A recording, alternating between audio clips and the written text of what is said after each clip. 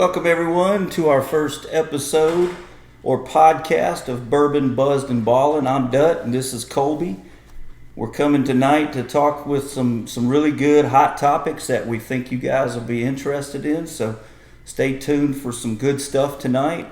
Our first segment that we like to call Coming In Hot is going to be some current events that I think will be of interest and possibly have some really good opinions on. Yeah, and unfortunately, one current event that we just found out about this weekend, it especially hit home with the Bama Nation. One of our own, John Mechie, was diagnosed with leukemia. Thankfully, it's very curable kind of leukemia, and absolutely our thoughts and prayers go out to John and his family. And Mech was in the middle of rehabbing that ACL that he tore in the SEC championship. He's had a rough 6 months. Right, but even Nick came out today and said, that this is something. Anytime John's ever had something come up, he's overcame it, mm-hmm. and we know he's going to overcome this. Absolutely, he's going to come back better than ever. So we can't wait to see him playing for the Texans. Probably won't be this season, but John, get healthy. Our thoughts and prayers are with you and your family. We raise a bourbon to you, and we can't wait to see you on the field next year. Well, with that being said, I'm gonna let you dive into the first topic. Speaking of college football, the season kind of unofficially got started this week. Yeah. This past week was when we had all the conference media days. The coaches, the top players, they get together, and they get the media ask questions. They give their preseason picks for who's going to win the conferences, which it's too early to really get into that. But a couple of the hot button topics that I like to touch base on. Obviously, the one that has dominated the media is the whole Saban versus Jimbo versus Deion, where Nick came out and said that basically said that Texas A&M bought their team. So yeah, I think I want to say, first of all, I think what Coach Saban had to say on the NIL, specifically Texas A&M. I mean, I think we all agree, and I think Coach Saban agrees, he wish he hadn't been so specific in who he called out, but his whole message was taken out of context. I agree. I mean, one thing I think, and I could objectively say this about Coach Saban, is that, if you're a fan of Alabama, obviously, we're all pro Saban, but if you're not, then you're going to criticize everything he says and does. Whether it was the speeding up or the non-speeding up of offenses and then the unsafe issues for defenses. But one thing I do know about Coach Saban is he's about the college football game. He is. He's usually looking out for the best interest, and usually when he comes out and tells people something, it's kind of a warning that this is going to affect the game, and if you don't change it, and this is the rules you want to play by, then I'm going to adjust, and I'm going to show you, We saw that today with a little other announcement for Alabama on the NIL, which we'll get into. I know I'm jumping the gun. I'm jumping the gun. Yeah, that did come out today, where due to NIL is now kind of unleveled the recruiting playing field. And there's probably a lot of people that would disagree with that, but to me, it helps the rich get richer. Yeah, the haves and the have-nots, for exactly. Sure. Lane Kiffin during the media days, he came out and said that so the NIL is now legalized cheating. I get what he was trying to say, but I don't really agree. The way it's kind of like Nick calling out A&M. Lane shouldn't have quite put it in those terms. Yes. Yeah, and I think, the term cheating and the NIL, those are contradictory, in their own self. I mean, the NCAA, to be honest with you, my opinion on the NIL is when the state of California brought the NIL to legislation and made it a state law, it forced the NCAA to make it legal throughout the whole country. And because we went so fast in the NIL, we didn't have regulations, we didn't have restrictions, and so that opened Pandora's box. And I'm all for it. The universities are making millions and millions of dollars off of these young athletes. I'm all for them getting a piece of the pie. The university's getting rich off of these young men. Yeah, the argument in the past was always, well, but they're getting a free education, free room and board, which is true. That is part of it. But there's more to it, and that was back before you had these huge TV deals. Oh yeah, that was. I mean, now the money's gotten ridiculous. It has gotten crazy.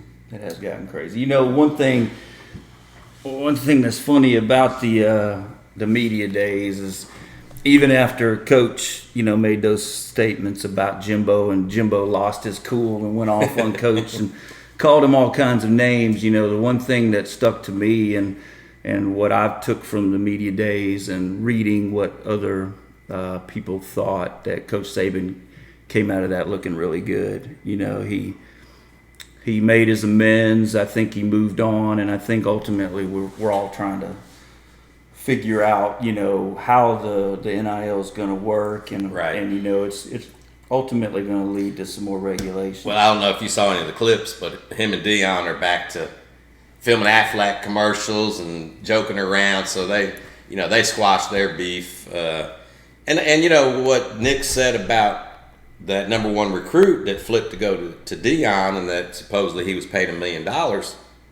Nick was just quoting an article, and Deion's son is actually the one that showed that article to Deion, said, "Look, Dad, it is out there." Right, exactly. And so I think that helped, squash the beef between Prime and Coach Saban. Prime's not going to hold no beef on Coach Saban. You mentioned earlier about the news that came out today. Of course, we're filming on Monday. I know you guys won't see this till Wednesday, but the news that came out this Monday is that Alabama entered into an agreement with Fanatics where they're going to open a store at the stadium, and the store is going to be set up in such a way where you can get customized player jerseys. So if you get a Bryce Young jersey, Bryce is going to get a piece of that money. Absolutely. There's going to be game used and autographed memorabilia. So to me, that's where the NIL, that was the intended. It succeed. Exactly. It goes back to Leonard Fournette when he was at LSU, and his family wanted to sell some jerseys. Just with his image on it, his number, and the NCAA came down on them. They were just trying to make a few extra bucks.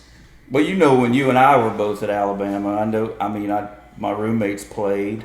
I had friends that were players at Alabama, and I saw the struggle. Mm-hmm. I saw the struggle when it came to just spending money. Yep. And you know how ridiculous it is for these players to not even be able to have their parents come see them play over a plane ticket. Right. Over a plane ticket, and over the fact that, you're selling in all the bookstores, all the stores around these college towns. You have their name, image, and likeness all over the place. Video games. NCAA on EA Sports. They can't even fly their family. That's Derrick Henry. Yeah. It's huge monster running back. I think EA Sports is that's kind of what started all of it with the basketball players, and it's like, you don't have my name on that jersey, but it's obvious that that's me, and you're getting rich off of it, and I'm not. That's right. So, I think they're headed in the right direction. I think it still needs some sort of regulations. Somebody else, it might have been Lane Kiffin again, said something about a salary cap. I don't think that's quite the answer.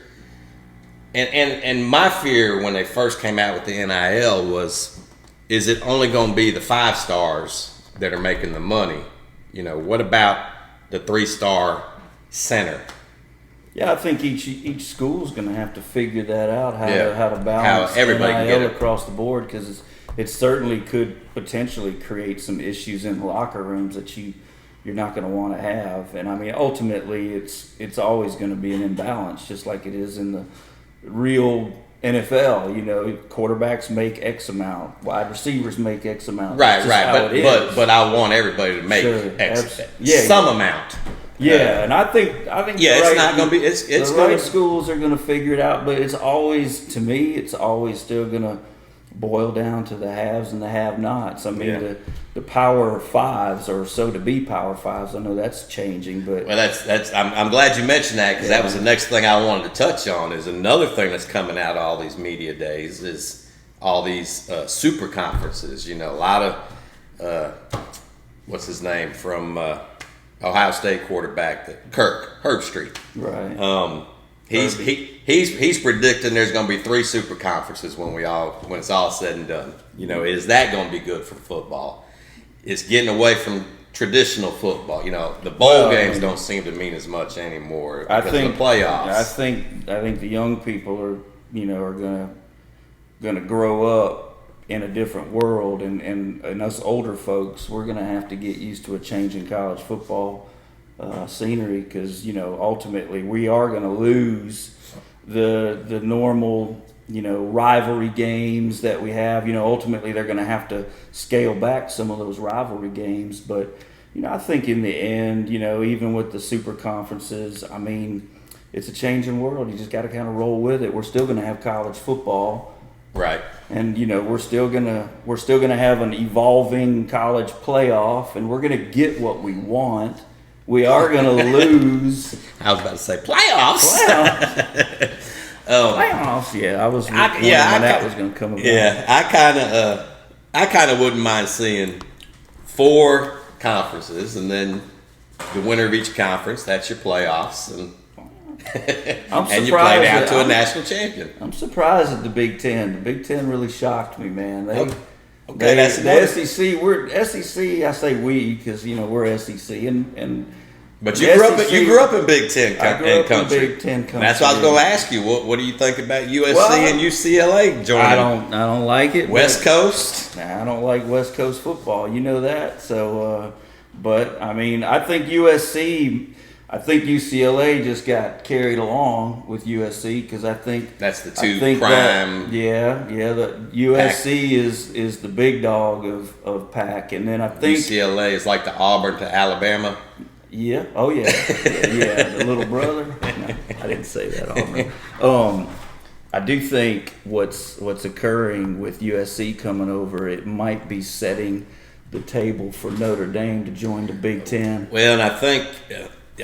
I've read something recently about the TV deal that Notre Dame is seeking to stay independent, and it was like I can't even remember. I don't really want to say a number because I don't want to be misquoted, but I want to say it was $250 million or something. I mean, it was a huge number. They honestly don't need a conference. They haven't needed a conference. I mean.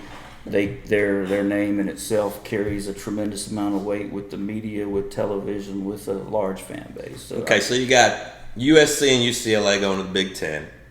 The SEC is getting Oklahoma, Texas, which to me they fit better with the SEC than UCLA and USC do with the Big Ten. Yeah, definitely. But they're still going to have to, there's going to be some changes in philosophies. And the Big 12 is trying to put together some moves, but where does that leave the conference that we're in the middle of, where we live? I mean, I think their media days, their conference really and the thing about that conference, and obviously we're talking about the ACC.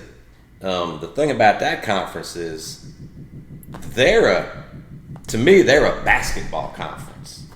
You got well, I mean, you got Clemson has pretty much owned that conference in football for how long now? 5-6 years? Yeah, at least. At least 6 years. So they've owned it football wise. I would love, and I think Miami, with their new hire and some of the things, and they've got some good recruits coming in.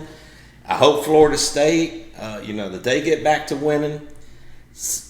But who from that conference other than maybe those three teams I just mentioned? I mean, I think UNC has shown a pulse. Yeah, UNC. They've shown a pulse for sure, and Mac Brown, and then they brought in Chiswick for their defense. So I think they're certainly in the discussion, but I mean they're if you're Clemson, do you want to leave? Well, I think Clemson's natural to go to the SEC. I think they'd make a great SEC. FSU supposedly was discussed moving to the SEC back in the 90s, so it seems natural that they would come along. But yeah, well, it was I think Florida State and was it Florida State Miami that the SEC was courting them to join before they joined. Yeah, it was Florida State. Yeah. Getting back to Clemson for a minute, another big hot topic: Deshaun Watson and all his. They still haven't decided. Is he going to be suspended? Is he not going to be suspended? I saw where his attorneys in the NFLPA are saying if you suspend him for a full year, we're going to sue the NFL. I mean, it's going to get ugly. It's going to get ugly. It's been ugly enough already. I'm disappointed in the whole topic simply because I kind of held Deshaun, even though we lost to him, I held him in such high esteem, but we deserve to lose to him because he balled out. Yeah, he earned it for sure. Clemson. But is he worth the headache and the everything that Cleveland is having to deal with to get him? I mean, you're talking 6 NFL draft picks that they've traded to get Deshaun Watson, $230 million. Guaranteed dollars, and he hasn't. And he's guaranteed to be suspended. And he hasn't played since 2020. No, he's and Roger Goodell's going to send a message. Yeah, he's going to send a message. Whether it's going to be 3 games, 6, 9, full season, who knows? But he's going to be suspended. 28 and 25. That's his career record as a starter. I didn't know that. 28 and 25. Of course, you got to factor in the Texans. Well, but they were a playoff team. Wow. Yes, they were a playoff team. He actually has won a playoff game, a wild card game. That's true. That's true. But like Baker Mayfield was 29 and 30. So do you know Deshaun's QBR? I don't know his QBR. But I think it was in the 80s. I know his completion percentage was like 67.8. That's pretty strong. And his touchdown to interception ratio is very good. So, but is he padding stats in garbage time because the Texans were getting blown out and he's going up against a lot of soft defenses? I mean, he's obviously a winner. I mean, he had a great career at Clemson.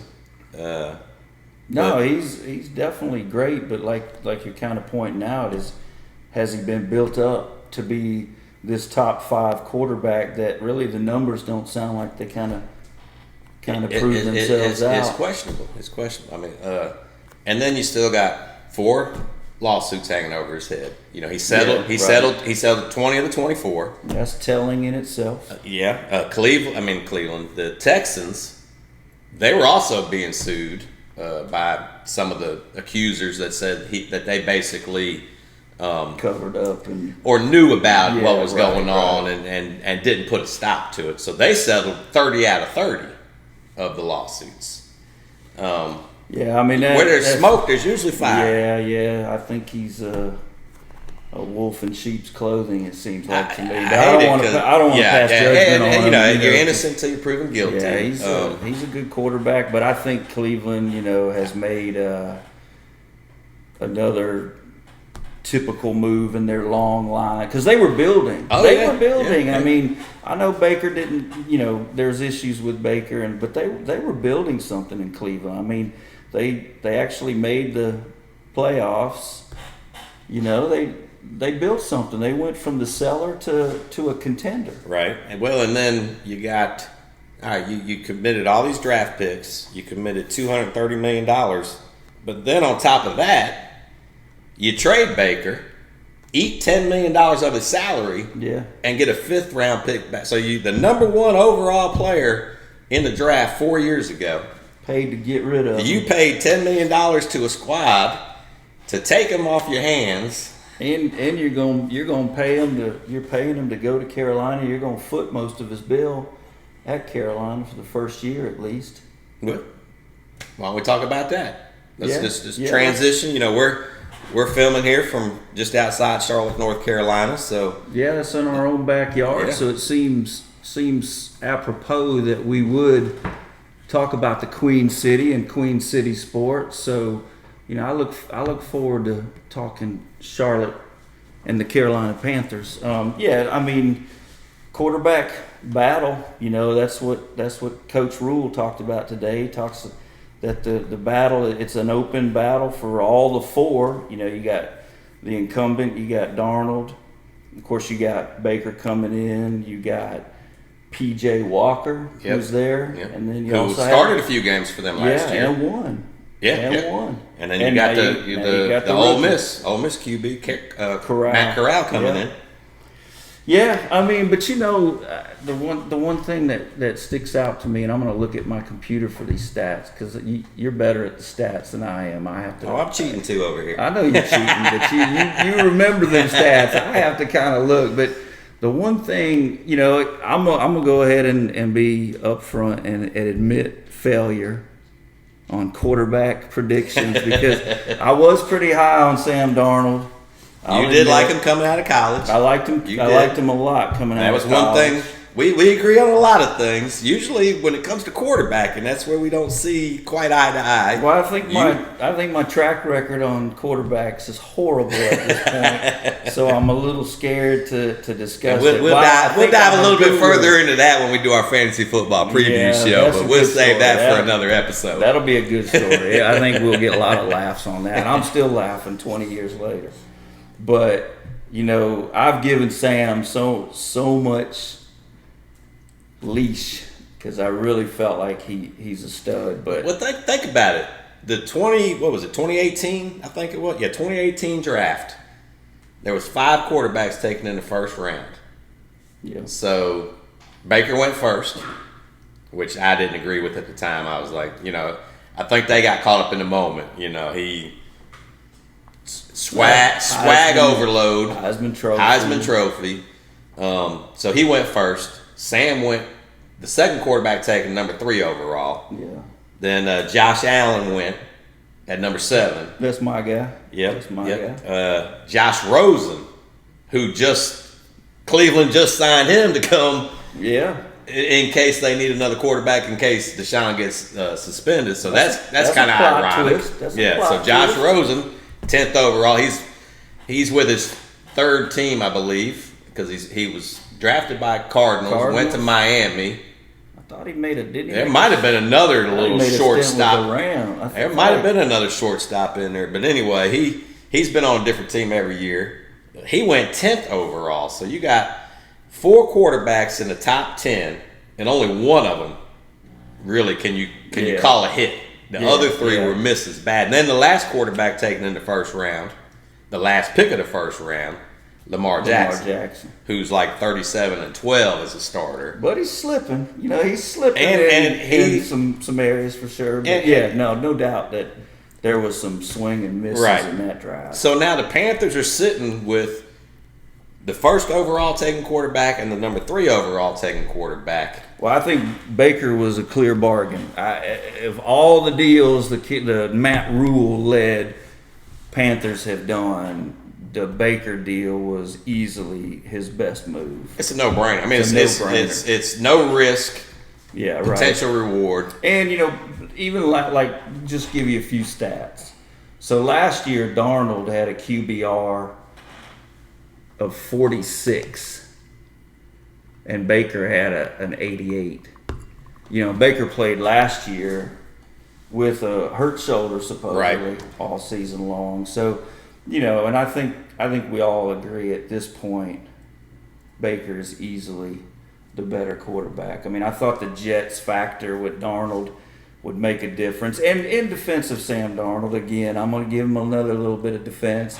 the Panthers O-line was horrible last year. And he started out good last year when Christian was there. Yep. But once Christian got hurt and he didn't have that safety net, sure. That's then the wheels fell off of him again. And when you got CMC in the backfield, any quarterback can. But if you're wanting a quarterback that can raise everybody else up and pull the wins out, not have to depend on everybody else. Yeah, and you have to have. As a quarterback, you have to have that gunslinger mentality, and you want a quarterback that's going to take downfield shots. And with the Panthers wide receivers that they have, we honestly need a quarterback that's willing to take some shots. And Baker's a gunslinger. Baker's a gunslinger. He's got a chip on his shoulder. He's had a chip on his shoulder his whole quarterback life. And that's where I'm gonna hold out judgment on Baker, because 2 years ago he had a good season. Last year, there was the whole shoulder, even though I think it was his non-throwing shoulder. But still, you're playing through injuries. And you admire these guys for playing through the injuries. But it kind of tarnishes their reputation, because the teams aren't letting everybody know truly how hurt you are. And you're still playing and you're not performing. Yeah. Then it makes you look bad. So, Are we going to get 2020 Baker? Are we going to get 2019 Baker? Are we going to get 2021 Baker? You don't know until. So you're assuming he's starter? No, he's coming in late. But what you think of Corral? What do you think of Matt Corral? Well, and that was one thing I was going to say. You've got Baker. Baker's got a losing record his career, and he's been with some good Cleveland teams. Yeah, he's 29-30.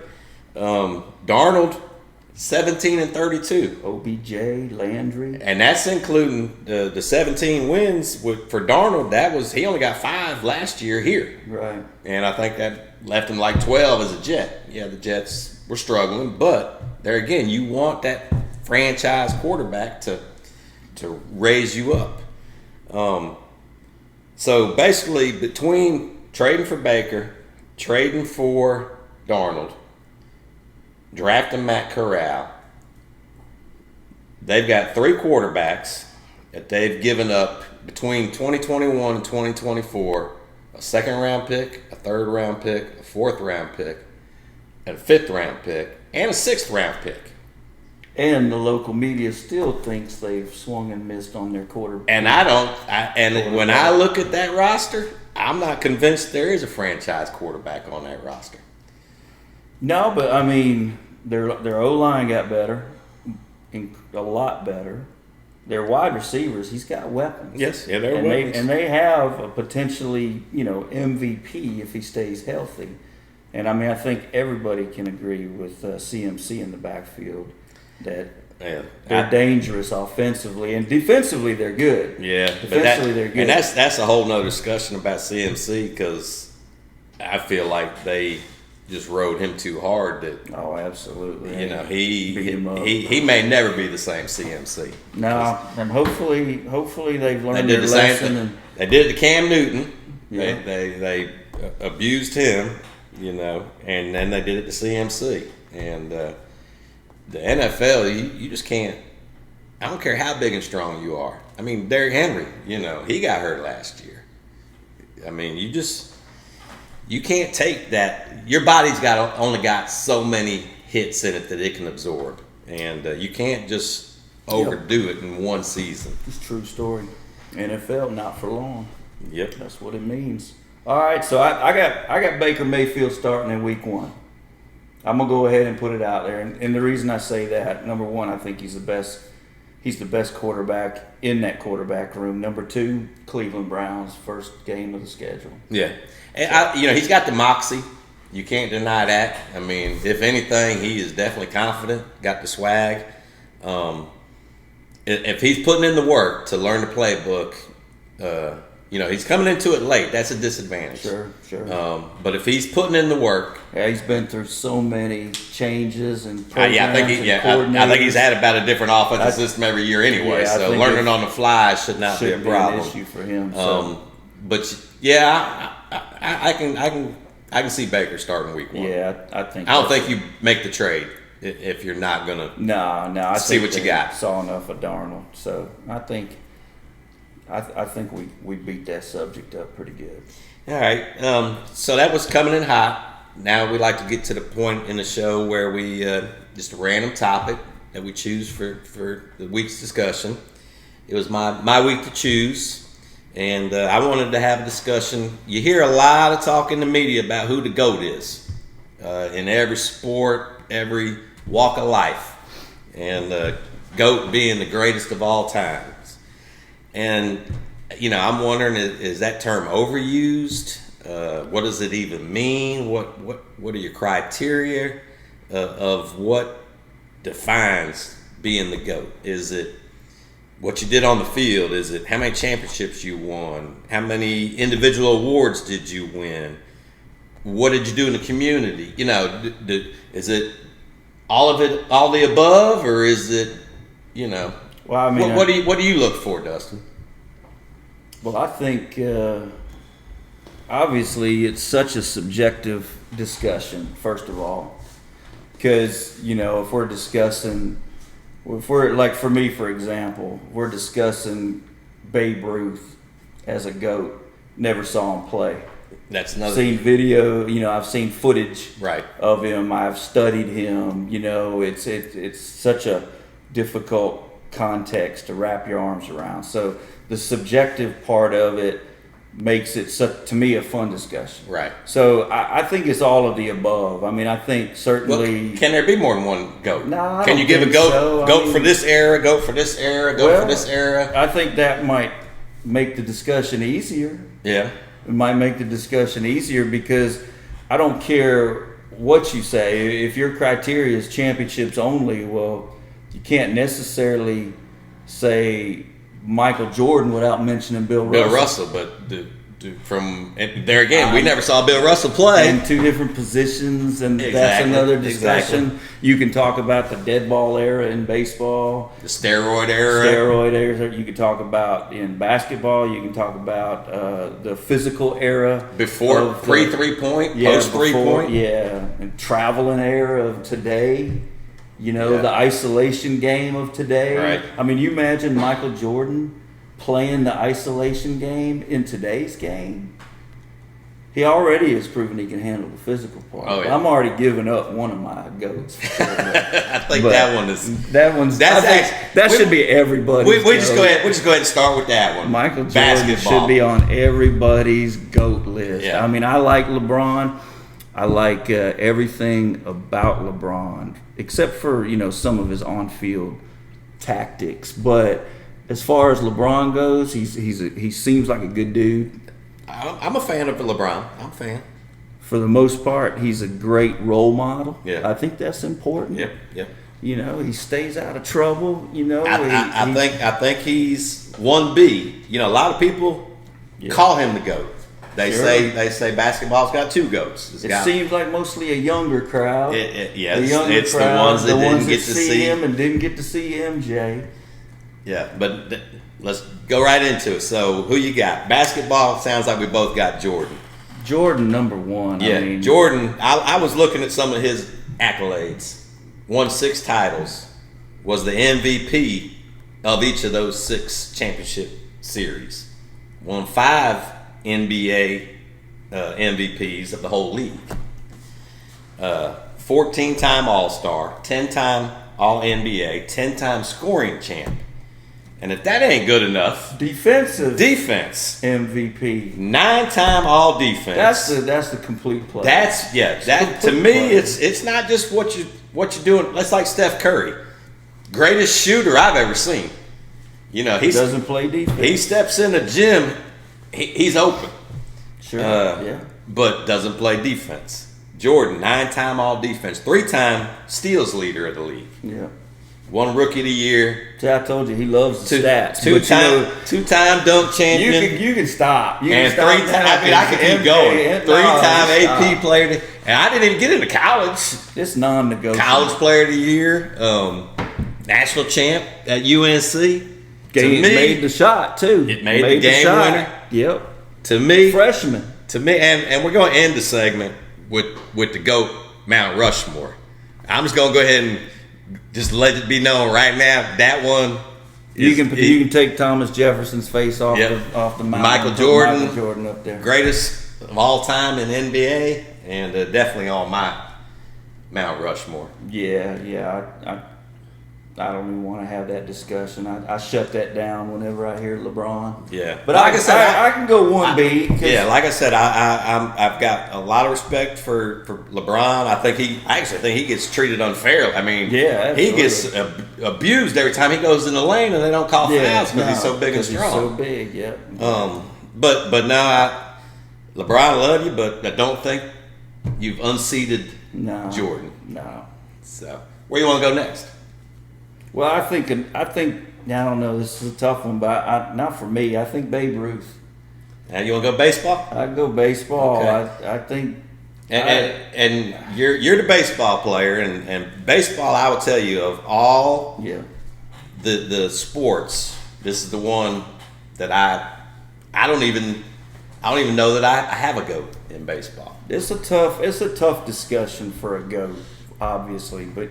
My thing about Babe Ruth, and the one thing in doing a lot of reading and research on Babe Ruth throughout the years is, his size. You see clips of him, and everyone seems to think Babe was just a really you would not have thought he was an athlete. No, I mean, he doesn't look like an athlete, but if you look at his true stats, 6'2", 215 pounds. Yeah.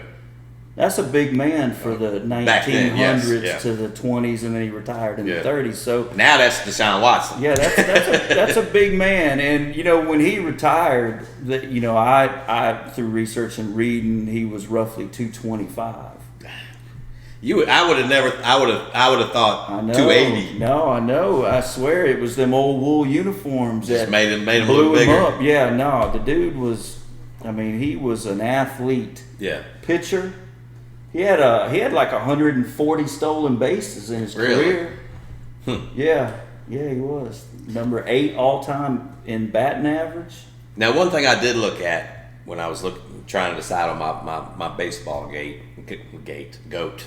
A big stat that they use in today's game is WAR. Yeah, I can't sit here and have a big discussion on wins WAR, above replacement. Right. But you'll be fascinated to know Babe Ruth was number 1. I did see that last night cramming for the episode because I'm not a fantasy guy in baseball because it's.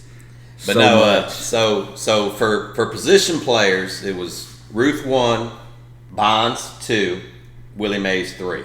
So you went Bonds, huh? Well, the 4 guys that I looked at to determine who I was going to say was my go to baseball was Babe Ruth. Was Mickey Mantle, Willie Mays, and Barry Bonds. Now, the greatest player I ever saw play baseball is Barry Bonds. Before true. The steroids.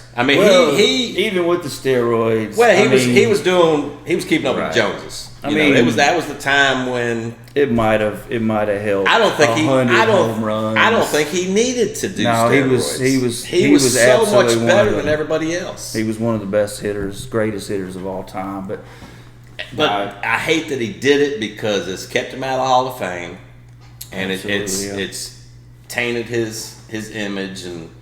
But he by far was that I got to witness playing ball. The greatest I've ever seen from a position player standpoint. The greatest I've ever seen was Ken Griffey Jr.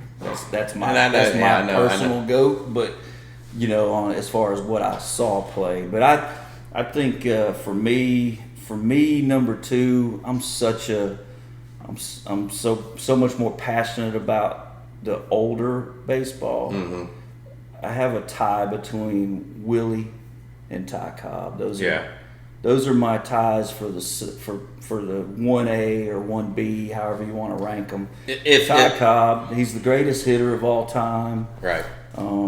See, I don't think I'm actually going to give a GOAT because I'm just still too. But if you said no, you got to give me a GOAT, it would probably be Willie Mays. I would probably, because of going back to what we talked about Jordan. Not only did Willie do it offensively, he was an incredible defensive player. Absolutely, yeah. I mean, you're talking about Willie Mays he made the All-Star team 24 years he had 12 Gold Gloves.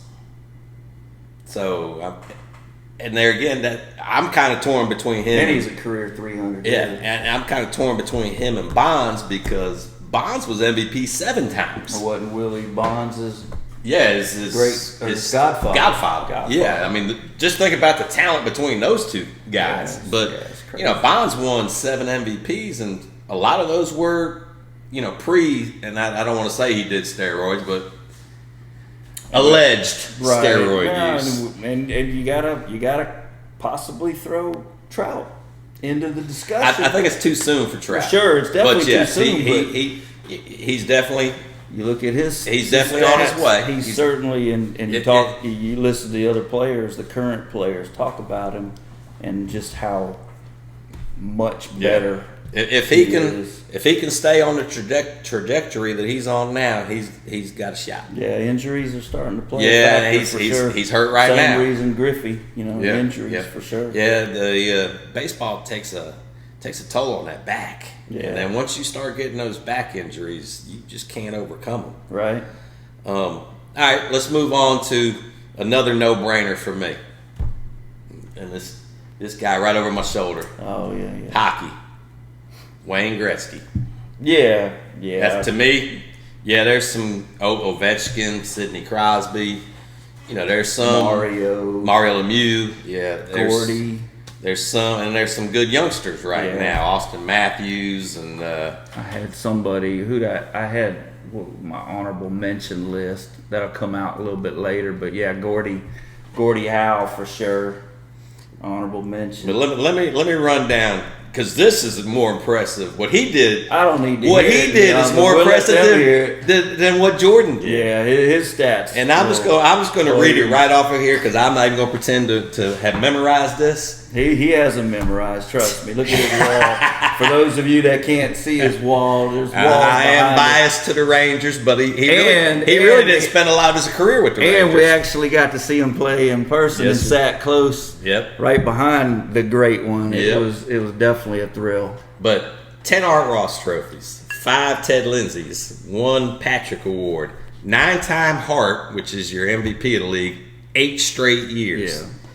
2-time Conn Smythe, 5-time Lady Byng, 4-time Stanley champion.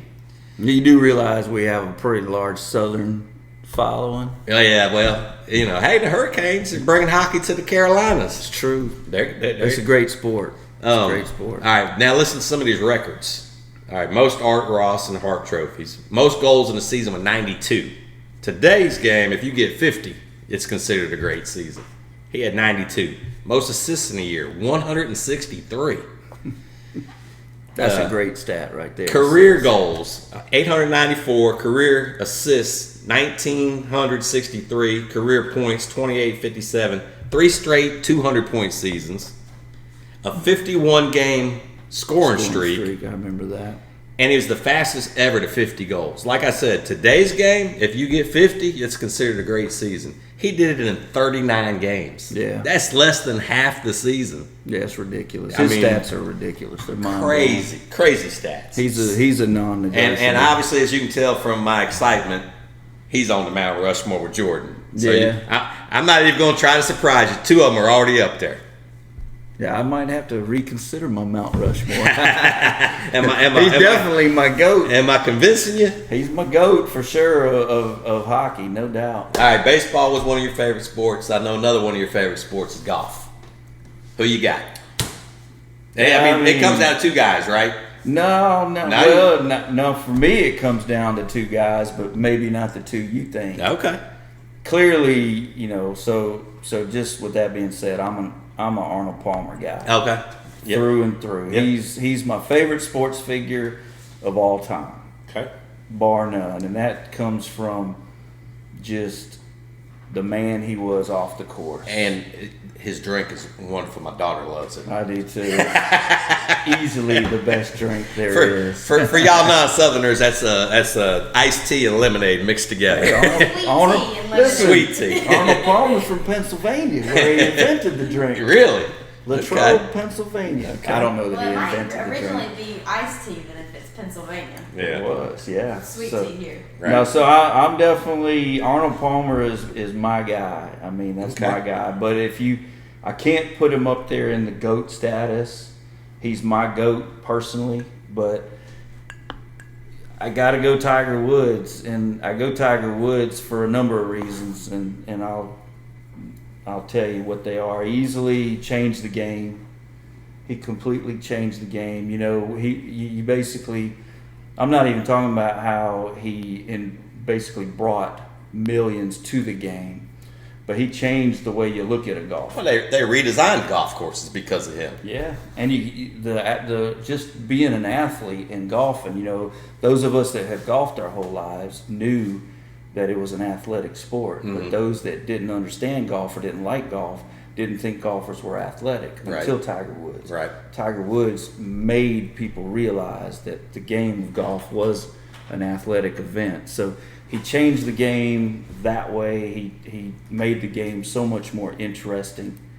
Like I said, he brought millions to the game, and of course, I'm not going to go into his stats because they're ridiculous as well. Right. You might have them.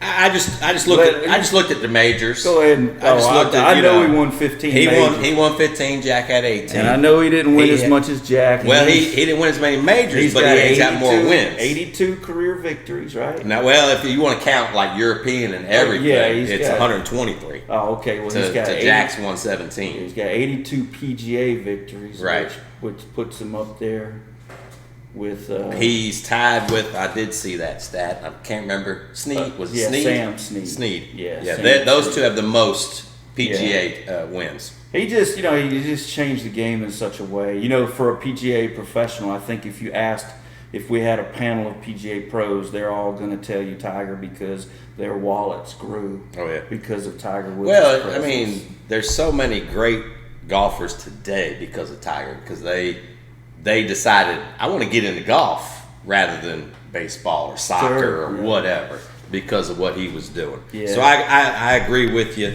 I have Arnold as my second. I looked at it between Jack, sure, because I don't know as much about Arnold. Tiger was always compared to. I was always a huge Tiger Woods fan, and he was always compared to Jack. So yeah, and it was always, is he going to break Jack's majors? And I really I've grown wanted him to like Jack. I've grown to appreciate Jack, but I don't like Ohio State. I'm not a Buckeye fan. That's going to come out. Right. And that's going to come out, and that's going to have to come out.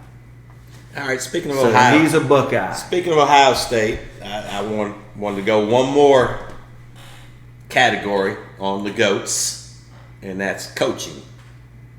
The GOATs of coaching, obviously. We're probably a little biased. We're very biased, but towards that. But we have statistical backup. Yeah. To me, it comes down to Belichick and Saban. Belichick to me is the best NFL coach ever, and Saban to me is the best college coach ever. Saban's got 7 natties, 10 SEC championships. Belichick's got 6 Super Bowl championships. All with the GOAT. Yeah, he doesn't. All with another GOAT. We haven't even. You're right. I skipped over that. Skip over football. I skipped over football. Football's a tough. Football. Well, football. But back on. All right. We'll go back to the coaching. Back on coaching, because I can keep this one short and sweet. I mean, to me, the best coach, because a lot of people say, well, Saban, he only is a great coach because he gets great players. Well, recruiting players out of high school to come play for you is part of your job responsibility as the coach in college football. Having a whole staff of good recruiters, and he's had good recruiters who are now recruiting for other schools that are killing it. Right. Yep. Saban's the GOAT. Yeah. So, as Bama guys, I know we catch flack for this, for not even mentioning the Bear. Right. But honestly, Nick lapped him. I think Nick's the man. The Bear had no scholarship requirements. There's a lot of things. And it took the Bear twice as many twice as long a career. It was a different era. It was a different era, for sure, but now to me there's Saban's the GOAT. On the pro level, I mean, I guess I'd have to say Belichick just based on pure trophies, but I don't know. I don't really know. Vince Lombardi was great. They have owned that AFC. Yeah, I mean, even last year with a skeleton team. I mean, they make the playoffs. Wow. Yeah, that's true. That was a horrific roster. Yeah, and I mean he's always been Belichick. Where I'll tip my cap to him is he's a system coach, and he'll let star players go. Sure, because they think they're above. It's like Coach Saban, man. He's a system coach. Trust the process. It's a plug and play. Yep. And we'll get more into Saban next week when we're doing our college football preview show. But jumping back, because I can't believe I skipped right over football, because I got to talk about one of my boys. No one gonna let you skip. I got to talk about one of my boys. To me, you got an offensive GOAT and a defensive GOAT. And I know we talked earlier about you can only have one GOAT per sport. But football's different. But I'm a Giants fan. Yeah. Through the thick and thin, the good, the bad. There's been a lot of bad lately. Yeah, but But to me, LT, he, like you were talking about Tiger changing golf, LT changed defensive football. Yeah. Yeah. So to me, LT's the GOAT on the defensive side, and I'm gonna give your boy some props. Tom Brady is the GOAT of GOATs of football. If I'm forced to pick one, Brady's the GOAT, and he wasn't blessed with the best physical tools. I mean, we've all seen the combine picture, sure, and we've all seen the 40-yard dash time, the arm strength, the lack of starting at Michigan. Yeah, I mean, even he couldn't even start over Henson. And, but the guy is just a winner. Yeah, something happened, and I think a lot of people have tried to measure that and tried to figure out what happened, but it simply, took Drew Bledsoe getting hurt, right, for it to even occur. Yeah, because Belichick clearly said he would have started Bledsoe, right, had he been able to come back, and so that basically is where the GOAT was born. Yep. I mean, it was born from that. So, yeah, I agree with you. I'm good. Clearly, I think Tom Brady is definitely the GOAT offensively, and I'm good with doing a GOAT offensively and defensively in the NFL because, again, that's just and I'll tell you, how you do that. Aaron Donald is breathing down LT's throat. Neck. As far because that.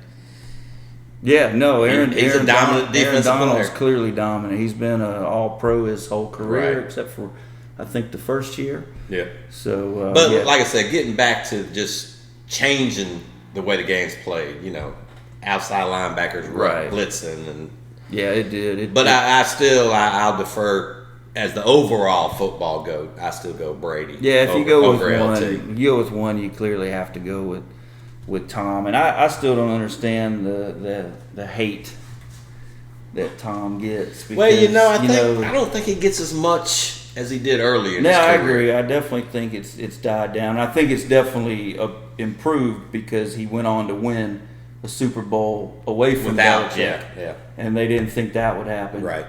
Because that was the discussion. Is it Brady or is it Belichick or is it the both of them together? And is it Kirby Smart on defense or is it Saban as coach? Right. They didn't think Saban would win one without Kirby.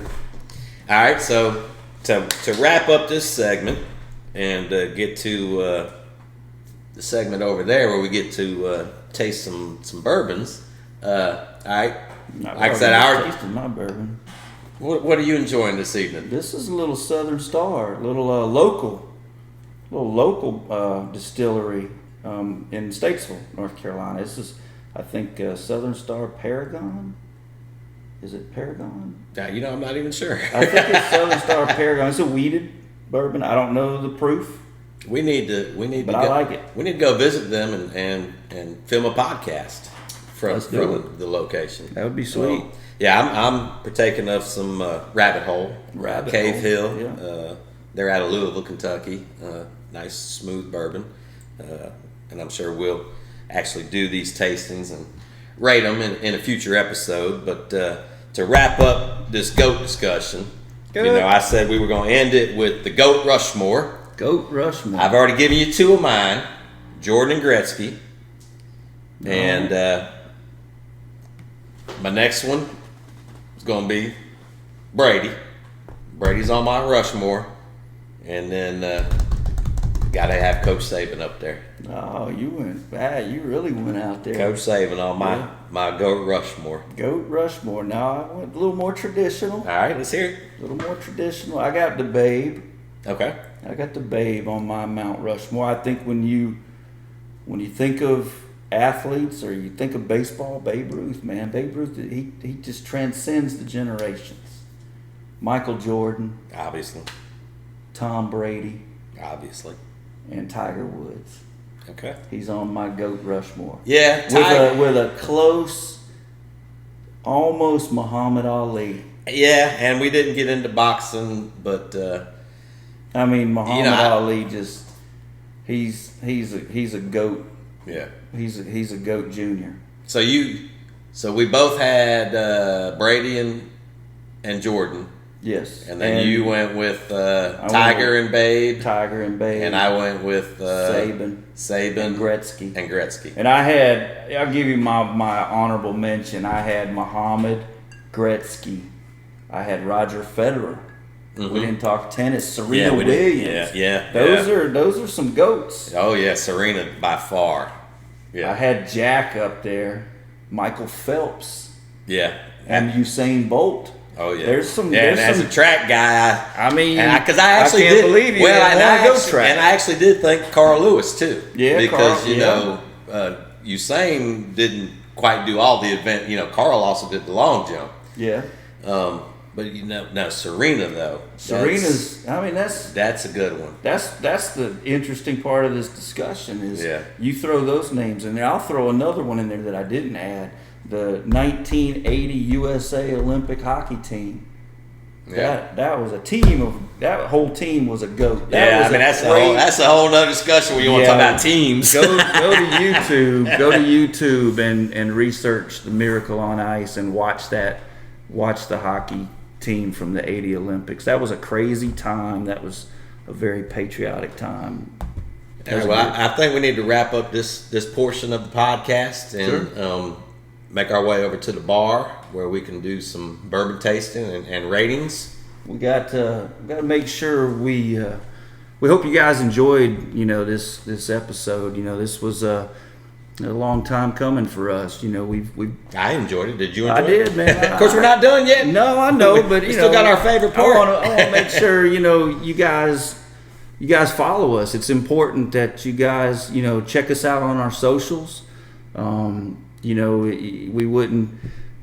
won't get far if we don't get you guys interested. So we're working hard on our content. We want to make sure that our content is something that you enjoy. So we work diligently our own jobs, and then we put together this podcast, and a lot goes into it. Give a little shout out to Calissa. You can't see Calissa. She's our producer. And she's put a lot of work into this, and I'm really impressed by what she did. So that's Matt's daughter, Calissa. So we'll call her KK. She's important to this podcast too. So, but yeah, if you're listening to us, you can hit us up on our TikTok. We have all the socials. TikTok at Bourbon Buzzed and Ballin. We have an Instagram also at Bourbon Buzzed and Ballin. And then I would love for everyone to go to our YouTube at Bourbon Buzzed and Ballin' and watch us and interact. That'll be really good if we get to that point. Lastly, if you want to send out some personal messages, maybe some content, things that you would like for us to talk about, we will gladly listen to that, read that at our email address, which is, I have to read this, bourbonbuzzballinpr@gmail.com. Don't put a ing at the end of our Ballin. It's just in. So please send us some email, interact with us, follow us, like our stuff, and we look forward to talking to you at our next podcast. Right. You want to give them have we come up with a sneak peek? We'll let them know after we do the tasting. Okay. All right. What time is it? Oh yeah, that's right. We almost forgot. We forgot our next segment. That's important. We like to call our next segment Rate That Shit. Well, we've made our way over to the bar. I think this is clearly my favorite segment of the podcast. Kolby, Absolutely. yours? I enjoyed the good discussion we had earlier, but It's time to taste some bourbons. So we do have a unique rating system to our podcast, and for those of you that can't see the screen, I'm going to describe this to you. We go from a system of good or poor all the way to what we consider good. And so for us, what we would consider not so good would be brown bag.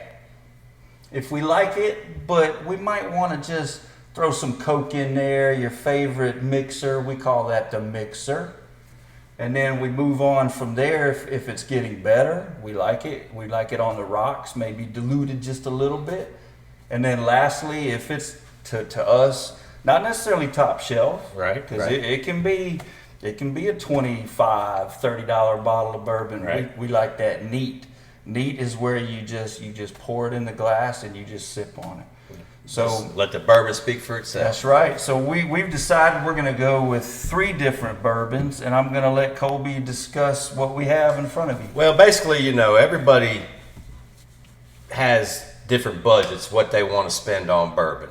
So we basically have broken it down to kind of 3 price points. So our entry-level bourbon is like a $30 bottle or below. Then our mid-entry would be like the $30 to $50 price range. And then our third entry would be above that. So we don't want to just go out and get the best bourbons and tell you how great they are.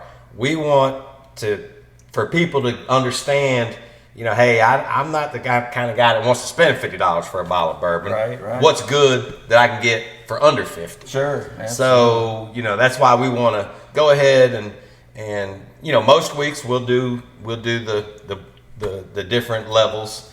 Sometimes we might do flights. Sometimes we might do tutorials of how to taste or how to mix or how to make different drinks. But for today's show, we're going to sample 3 bourbons. The first one, obviously we just did a show that was focused on the GOATs, the greatest of all time. That's a pretty apropos bourbon. Right. Well, there's a bourbon made right down the road, Indian Trail, North Carolina. It goes for right at about $30 in the ABC store. It's 80 proof, and it's a white oak charred bourbon. So we're going to start out with that one and do the tasting. Thank you, sir. Betcha. Of course, first we want to smell it. I like to look at the color. Now this really cloudy looking to me. It is cloudy. It's really cloudy looking. I don't know if it's because it's been sitting out for a little bit, but We do like to let our bourbon breathe before we taste it. It's really cloudy. But it's cloudy, a light amber color. I like to see what kind of residual you get on the glass, because it kind of lets me know if it's thicker or if it's thinner. Not a lot of leg there. Ooh, that's smoky. That Very, very smoky. smells like a campfire. Yes, really. That's a good way to describe I think it should be called campfire. Right, And not yes. goat, but it smells like a campfire. Well, let's get that Kentucky hug.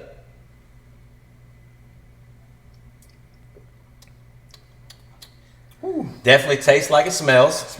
Tastes like a campfire. I feel like I just got a piece of charred wood. First taste is, it's just really, there's no thickness to it. I think it lacks complexity, is what a bourbon taster will tell you. It's not very complex. Good thing is there's not a lot of burn. No burn at all. Here's what I got to say about the goat. If you like a smoked old fashioned, you can make one and you wouldn't need a smoker. Absolutely not. All right, let's rate that shit, Dustin. Man, I gotta be honest with you. That's a brown bag for me, man. I love smoky too. I know you. I'm not a huge. He don't like to smoke meat or anything. Yeah, he doesn't like butt smoked. Yeah, I'm not a huge smoke fan. I do have a smoker. I do a smoked old fashioned occasionally, and we'll probably share those on one episode. His old fashioned is the best. This is a little too smoky. Nah, that's brown bag, man. Let's move on. I'm going brown bag with that one as well. I hate to say this to you, but there is some much better 30 and under, bourbons for me. and we'll get into those at future episodes. The reason we wanted to do that one tonight was because that was the theme of our show, was talking about goats. But hey, if you like smoky, this is your bourbon. Exactly. Smoky and cheap. What you got? We're gonna move on. Basil Hayden Toast. This is about $50, so this is right at the upper end of our middle price range. And this one's hard to find. It's hard to find. You can find the regular Basil Hayden, but it's hard to find the toast. So if the liquor store has it, you might want to grab it. So we're in North Carolina, where the ABC stores, the state controls, the distribution of our alcohol. So. We're at the mercy of, where you live and how much, I don't know how much traffic your ABC gets, how much volume. So there's a lot of bourbon, that's hard for us to get. We have to go out of state. This one's not even, the next one we're going to do is not even sold in North Carolina. No, you have to go to Kentucky for us or Georgia to find and it. Actually, in South Carolina and Virginia. But anyway. But we're jumping ahead. Let's get back to the Basil Hayden. We get excited about it. This Basil Hayden, it's about, like I said, about $50. I think it's $49.95 in our ABC store, so it just made the cut. But like Dustin said, it is hard to find because usually as soon as it goes up on the shelf, people snatch them and take them away. It's also 80 proof, which usually I'm not a huge fan of anything below 90, but 80 proof.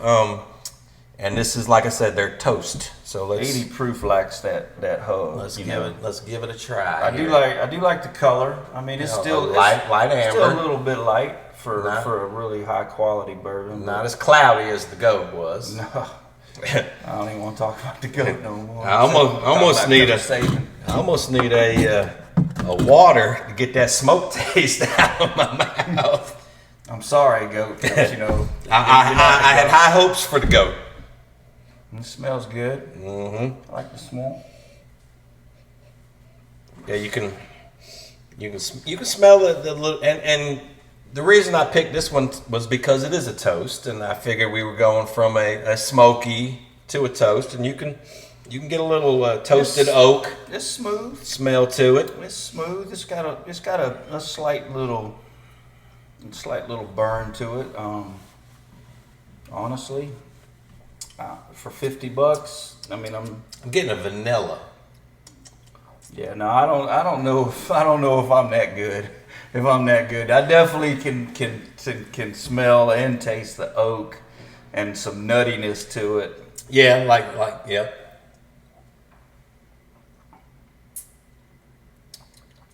All right, Dustin, let's rate that shit. I gotta be honest with you on this one. For $50, I'm a little disappointed. I think it's a little overrated. Right. I think they're driving some value of this, for the connoisseur rarity and the rarity of it. But I gotta put this, for me. It's a mixer. If it's all I got, I'll put some rocks on it. But it's a mixer for me. And I hate to agree with you again. Why? I don't understand why you gotta hate to agree with me. Well, And we don't always have the same taste in bourbons, but it's a mixer for me too. It's a 2 on our rating scale, and that's not to say don't buy it, don't drink it. No, it's good. It's good, but for $50, But yeah, there's bottles that I'd rather, if I'm gonna spend my $50 on, that I would buy before I would buy that. Yeah, and I've had the regular basil. Yes, yeah. And I think it's better than the. And there again, it could be the 80 proof. Like I said, I am usually not a big fan of a bourbon until it gets to 90 or above. That makes you a pro. All right, well, let's move on to our last bourbon of the evening. And something about that bottle, I like that. What's the big deal? The pot still. Well, this is actually the shape of the stills that bourbon is actually distilled in. So this is actually called the Willet Pot Still Reserve. It's 94 proof, so it's up there where I like it to be. And this is made in Bardstown, Kentucky, which is like the bourbon capital of the world. Seem to remember a place in Bardstown, and I feel like we bought this in person. I believe we've been there before. That's another episode. And actually, we need to write our North Carolina ABC board and tell them, bring this here. That's a really cool. If anything, it might be worth it just for the bottle. Yeah, it's a beautiful bottle. I usually leave. I keep my other bottles on the shelves or underneath, but this one. What's that one cost? This one, it depends where you are. If it's a regulated cost, it's going to be about $52 to $55. If you're like in Georgia, where they don't regulate, you might have to pay $60 for it.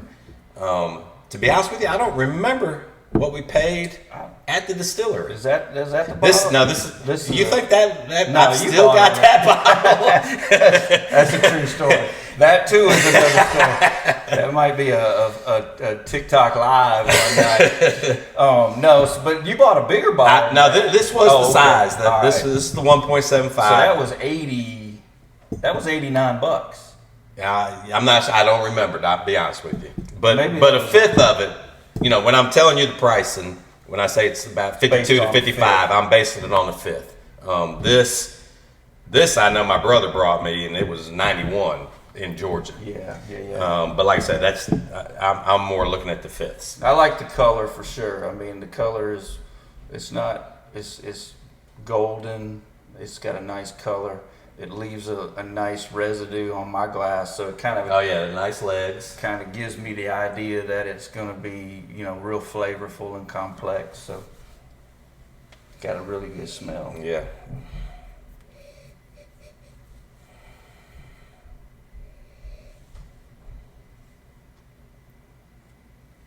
Oh, that's real smooth. Yeah, you would think with the higher proof that you would get that burn. What proof was that again? 94. 94. Yeah, you would think that Kentucky hug would just burn from here to here on that first sip. That's a smooth. That's. But that is very smooth. No burn. Yeah, hit me another glass of that. I'm just kidding. I got to work tomorrow. That's a top shelf neat for me. I wouldn't put a rock in there. That doesn't need anything. I would drink that one. A good filet and a glass of that on the side, and you're set. Yeah, that bottle is worth it. So if you can find. Yeah, that's the problem with this one in our area. It's worth the drive. You ever find yourself going through Kentucky? But that one to me. We went to that distillery. Yeah. We went to that distillery, and that was. We didn't get to do a tour. We didn't do the tour there. But we got to go through the store, and that's clearly a neat for me. Yes. So to recap, with the goat, unfortunately, we rated that a brown bag. makes the goat boy come out a little bit. I don't think I'd buy that. The Basil Hayden, we rated that we both said that was a mixer. That's a mixer. I would buy it. I would drink it. But hey, your guests, you can buy that. Shelf it for your guests because they exactly. You could sell it to anybody. That's hard to find, and it is hard to find here. But I mean, I'd throw some Coke on that. Right. And then the Willet, we both said just pour it in a glass and enjoy. It's definitely a neat. So sweet. that wraps up our first episode of Bourbon Buzzed and Ballin'. Yeah, it was good, man. I Enjoyed it. Yeah. Look forward to next week. Next week we're gonna, come in hot like we always do. We're gonna start the show coming in hot. Talk about any current events that are happening between now and next week. And we pretty much wait till right up to the last minute. Like I said, we film usually either on a Sunday or Monday, so it might not be exactly, but we try to keep it relevant. And then next week's random topic is going to be college football preview. Season's coming up on us quick. Yeah, and we're gonna do our preview show. We got to get into it. So we'll talk. We'll give y'all our thoughts on this upcoming college football season, and then we'll wrap it up with 3 new contestants. Yeah, another bourbon tasting. We're gonna have to find a better entry level. Yeah, but we'll keep searching and keep giving our recommendations. Until then, please, like Dustin said earlier, follow us, like us, Bourbon Buzzed and Ballin', TikTok, Instagram, YouTube. We do have an email address if you want to make a suggestion on this is the best $30, $40, $50 bottle of bourbon I've ever had. We will run down to the store and get it, and we'll feature it on our show, and we'll give you a shout out. So shoot us an email, bourbonbuzzedandballinpr@gmail.com. Let me turn around and make sure I got it right. You got it right. Hey, I got it right. Right. So until next week, we don't have a glass. We drank everything. We forgot our glass. Yeah, we didn't bring anything over here, but cheers. Where legends are made. I got to throw that in there. But, that's all good. Cheers, and we'll see you next week. See you.